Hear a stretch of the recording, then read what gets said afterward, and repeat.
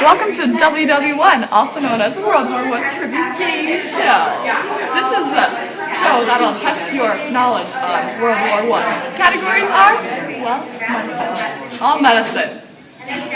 With me here today, I'm with Lieutenant Major Gerald Zachman. With us today is a World War I amputee. He enjoys salsa dancing and reading the novel A Christmas Carol. Also with us today, we have Majewski, one of the many World War I veteran nurses. She enjoys long walks on the beach, dressing wounds, and eating tapas at precisely 1:30. Let's get ready to play. Let's start with Gerald Zachman to see what he knows about the medical interventions of World War I. Ready?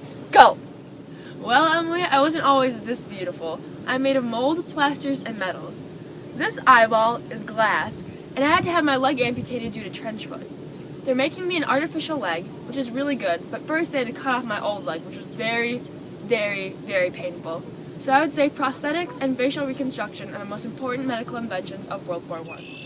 Now we flash back to a film taken 2 years ago. Though anesthetics were around during World War I, they were often put in the hands of inexperienced officials and caused more harm than good. The majority of deaths at medical stations were due to improper anesthesia, giving the wrong anesthesia or giving the right anesthesia wrongly. In order to amputate Gerald's leg, I have to saw from the knee and the tibia. Now, Gerald, this will be very, very painful. Oh no! Now my leg's gone! And now I have this new, fully functioning prosthetic leg, and I can walk like a new man. Let's get back to the show. 5 points for each of you. Next question is, what types of medicine, drugs, and facilities were used in World War I? Medical officers were not permitted to carry around many drugs during World War I. They carried them in tin tablets, and they unlabeled the drugs so that it would prevent theft by the soldiers. Some of the drugs that they had were cough medicine, compound of rhubarb, opium powder, etc. From experience of being a veteran nurse, you have to put iodine to address wounds in order to kill the germs. I will demonstrate this on Gerald. So first, you apply iodine to some kind of parchment or paper, whatever you can find, and put it on the wound.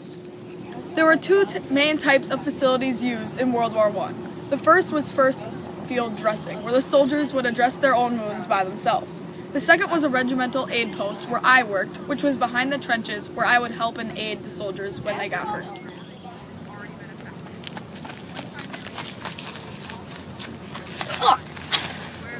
This is an example of where I would come to play in a regimental aid post. Good job. Next question. How do you believe diseases were spread in World War I? This contaminated and unsanitary water was an example how most soldiers got trench foot in World War I. This was how most diseases were also spread in the trenches.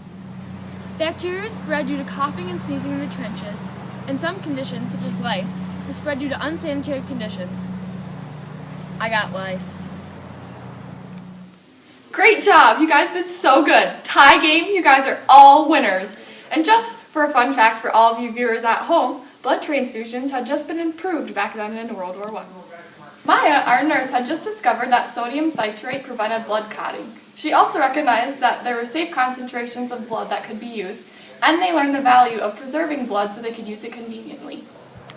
Join us next week on WW1 where we'll cover gangrene and typhoid fever. See you at 7!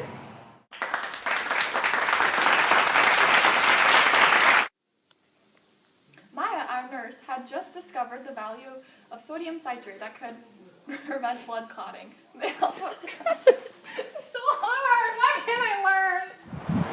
Hey there. Come down a little bit. Come down? Yeah, a little bit.